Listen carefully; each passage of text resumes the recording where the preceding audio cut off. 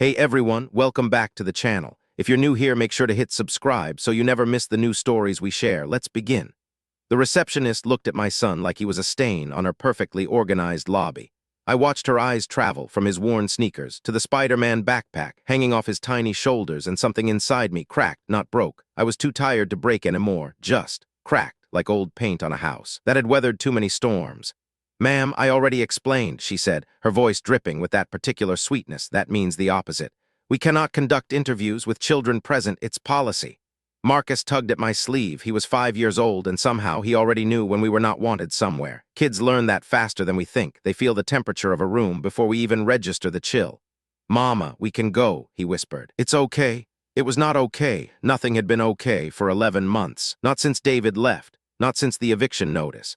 Not since I started counting coins, in gas station parking lots, trying to figure out if we could afford both dinner and a full tank. I had driven 47 minutes to get to this interview, 47 minutes of praying my Honda Civic would not overheat again, 47 minutes of rehearsing answers to questions about my 5-year gap in employment, trying to make.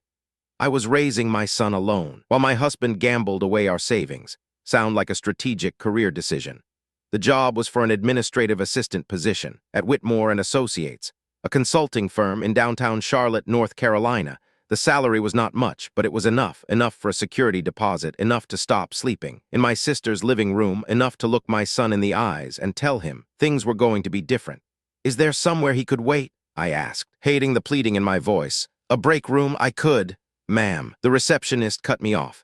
She was young, probably 23, with perfect nails and a blazer that cost more than my monthly grocery budget. "Our hiring manager has a very tight schedule. If you cannot arrange proper childcare, perhaps this position is not the right fit."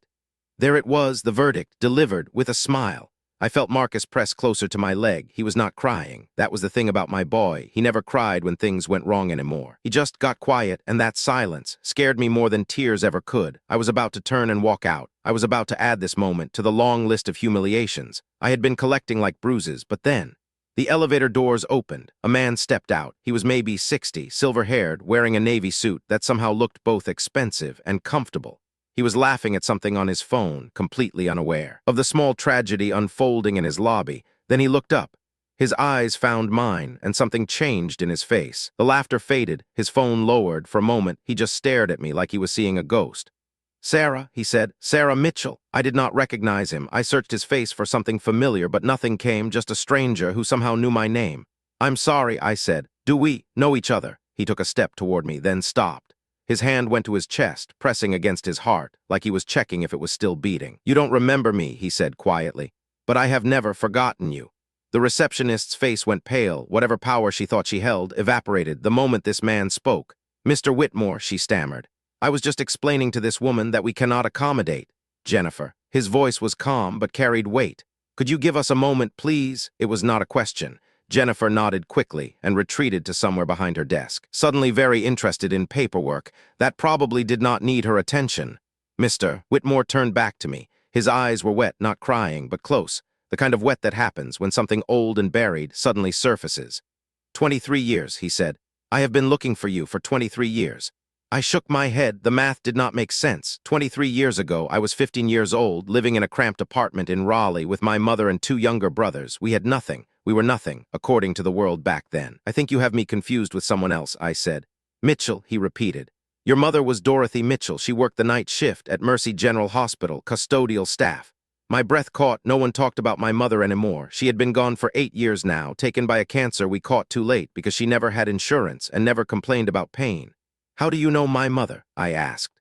Marcus was watching this exchange with wide eyes. I put my hand on his shoulder, anchoring myself, as much as comforting him. Mr. Whitmore gestured toward a set of double doors. "Please," he said. "Let me explain, both of you. I have coffee, and I think I have some cookies in my office. Do you like cookies, young man?"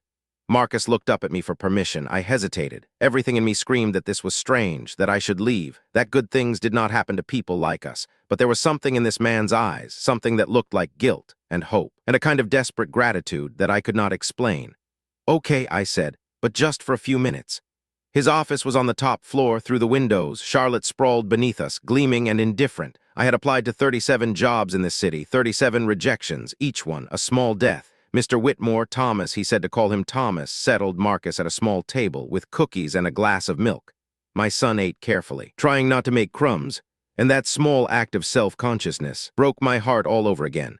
Your mother saved my life, Thomas said, sitting across from me. March 14th, 2002, I was 29 years old. I did the math, I would have been 13. I was brought into Mercy General after a car accident, he continued. I had been drinking, drove my car into a telephone pole at 60 miles per hour. I should have died. He paused, looking out the window at the city he apparently owned a piece of. I was in the ICU for 3 weeks, and every night, your mother came to clean my room. I remembered those nights, not specifically, but the shape of them. Mama leaving for work at 10 p.m., coming home at 6 a.m. with aching feet and stories she never told. I was a mess, Thomas continued. Not just physically, I was destroying myself, bad marriage, worse decisions. I had driven drunk because I did not care if I lived or died. His voice cracked slightly, and he paused to collect himself. The nurses did their jobs, the doctors did their jobs, but your mother. He shook his head. She would finish cleaning my room, and then she would sit with me just for a few minutes. She would talk to me about her kids, about you, about how proud she was that you were getting good grades despite everything. My eyes burned. I had not thought about those days in so long, how hard Mama worked, how little she complained, how she made our poverty feel almost bearable through sheer force of love. One night, Thomas said, I told her I wanted to die. I said it plainly, like I was ordering coffee, and she put down her mop, pulled a chair next to my bed, and held my hand. Marcus had stopped eating his cookie. He was listening now, sensing the gravity in the room. She told me about her husband leaving, about raising 3 kids alone on a custodian's salary, about the days she wanted to give up, and then she said something I have never forgotten. Thomas leaned forward, his eyes locked on mine. She said, the world is going to try to make you small. It's going to try to convince you that you don't matter, but every morning you wake up is a chance to prove it wrong. You get to choose who you become. I pressed my hand to my mouth. That was Mama, word for word, that was her. I got sober because of your mother, Thomas said. I rebuilt my life because of her. I started this company 6 years after that conversation. I named my foundation after her, the Dorothy Initiative. It provides scholarships for children of single mothers. I had seen that name before on a billboard, maybe, on the news. I never made the connection. I tried to find her, he said. I tried for years, but she had moved, and I did not have her last name for the longest time. When I finally tracked down the right Dorothy Mitchell in Raleigh, I learned she had passed. Tears were falling now. I did not try to stop them. I went to her grave, Thomas said quietly. I brought flowers. I told her thank you, but it never felt like enough. He reached across the desk and took my hand. Sarah, I have been carrying a debt for over 2 decades. Your mother gave me my life back. Let me do something for you. I shook my head instinctively. I just came for a job interview. I don't need. Jennifer said you brought your son because you had no childcare options. I looked at Marcus, who was watching me with those old soul eyes. I cannot afford daycare, I admitted. My sister works during the day. There is no one else. Thomas nodded slowly, like he was solving a problem in his mind. What if the problem was not childcare? He said, what if the problem was that the world refuses to accommodate mothers who are just trying to survive? I did not understand what he meant at first. I was still processing everything, my mother, his story, the strange collision of past and present. Jennifer mentioned you were applying for the administrative position, Thomas said. Tell me about your experience. This was surreal. 1 minute I was being dismissed from the lobby. Now I was sitting in the founder's office while my son ate expensive cookies. I worked as an office manager. Before Marcus was born, I said. 5 years at a law firm in Raleigh. I handled scheduling, client communications, billing. I was good at it.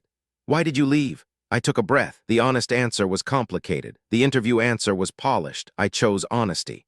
My husband's gambling addiction got bad. He started missing work. Someone had to be home with Marcus. While David was at the casinos, eventually, I had to choose between my job and my son. I chose my son. Thomas nodded, no judgment in his face. And your husband? Gone 11 months ago, left in the middle of the night, with what was left in our savings account. I have not heard from him since. Saying it out loud still hurt, not because I missed David, that love had died long before he left, but because I had trusted him. I had built a life on a foundation that turned out to be sand.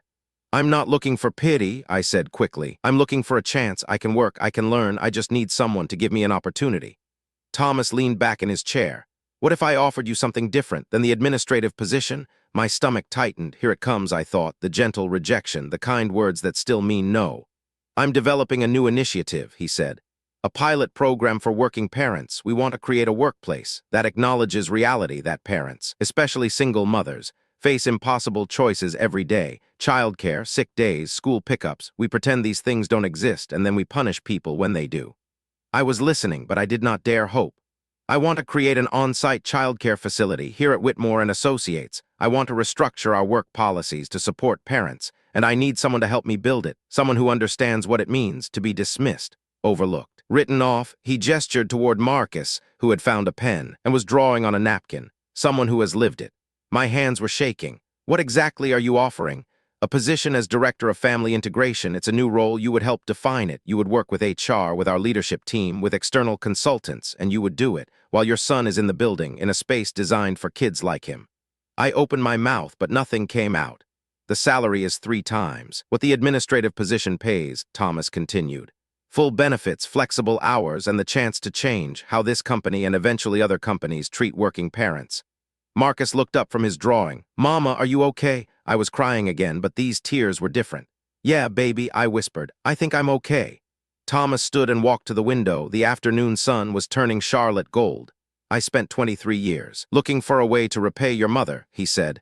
She gave me hope when I had none. She treated me like a human being when I felt like garbage. I cannot bring her back, but I can make sure her daughter and grandson never feel invisible again.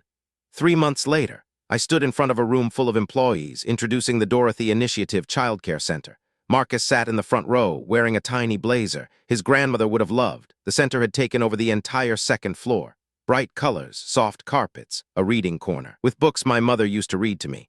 We had hired 4 full-time staff and created a waiting list of parent employees who could not believe this was real. Neither could I, most days. Thomas stood beside me as I gave my presentation. He had become something like family in those 12 weeks, an uncle, a mentor, a bridge to a past I thought I had lost forever. This is not charity, I told the room. This is recognition. Recognition that parents are whole people, that children exist, that asking someone to choose between their family and their livelihood is a false choice designed to keep certain people down. I saw heads nodding, mothers, fathers, people who had hidden their struggles, hidden their daycare emergencies, hidden their guilt about missing school plays and doctor appointments. My mother cleaned hospital rooms. For 18 years, I continued. She never took a sick day, she never asked for anything, and when she died, the hospital sent a card, signed by people who never knew her name. My voice broke, but I kept going. Dorothy Mitchell deserved better, and so do you. After the presentation, a young woman approached me. She was maybe 25, visibly pregnant, trying not to cry. I was going to quit, she said. I could not figure out how to make it work. Daycare costs more than I would earn. I took her hand. You do not have to figure it out alone anymore.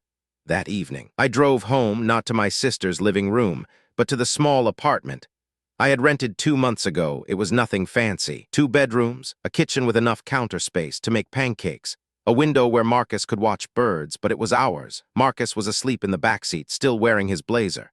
I looked at him in the rearview mirror and thought about everything that had led to this moment. The pain, the humiliation, the 37 rejections, and then the elevator doors opening, and a man who never forgot a kindness. My mother used to say that goodness has a way of finding its way home. I never believed her. I thought goodness was something that happened to other people in other lives, in stories that had nothing to do with me. But she was right. She was always right. I carried Marcus up to our apartment, laid him in his bed, and sat in the dark for a long time, not sad, not scared, just grateful. Somewhere, I believed Mama was watching. Somewhere, she knew that her years of quiet kindness, her late nights and aching feet, her whispered encouragements to a broken stranger in a hospital bed, all of it mattered. All of it came back, and now it was my turn to pass it on. Thanks for watching. Subscribe and visit the channel for more real-life stories.